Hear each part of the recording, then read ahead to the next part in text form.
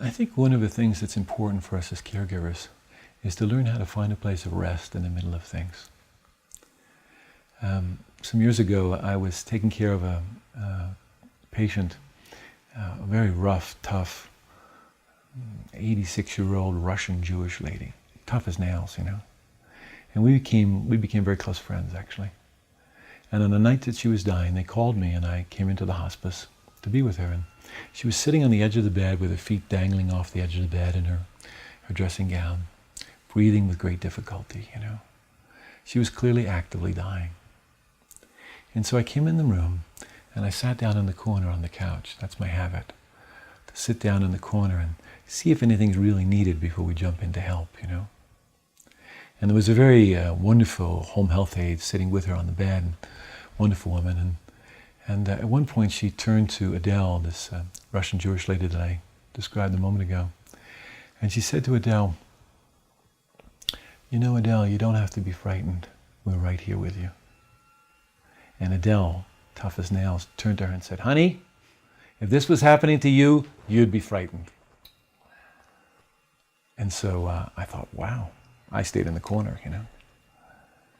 And then a little while later, this very brave home health aide said to Adele, "You look a little cold. Would you like a blanket around your shoulders?" And Adele turned back to her and again, tough as nails, said, "Of course I'm cold. I'm almost dead." So I sat in the corner and watched this whole exchange between them. And I noticed two things in the exchange. The first was that Adele wanted honesty. She wanted someone who's authentic with her. She didn't want to talk about tunnels of light or bardos or near-death experiences. She wanted straight talk. And the second thing was that there was a struggle. There's often a struggle in dying. There's a labor to dying, just like there's a labor to getting born. And in this case, the labor or the struggle was showing up in the breath. She was in the midst of chain-stoked breathing. So we made all the proper interventions of morphine and oxygen and all the correct, she was well cared for.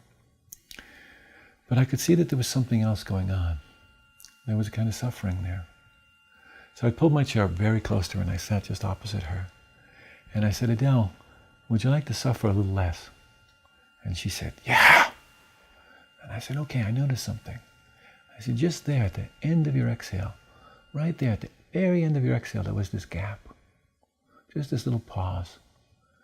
And I wonder what it would be like if you could put your attention there for just a moment, just in that gap. I'll do it with you." Now, I didn't guide her, or I didn't try and get her to breathe in any particular way. I just breathed with her. And what I noticed was that her attention seemed to really drop into this pause, into this gap at the end of the exhale. And as it did, I could see the fear in her face just wash away. After a little while, she laid back on her pillow and she died very peacefully. I think Adele found the place of rest in the middle of things. Do you see? None of the conditions had changed. She was still dying. Her breathing was still erratic. She was still cold.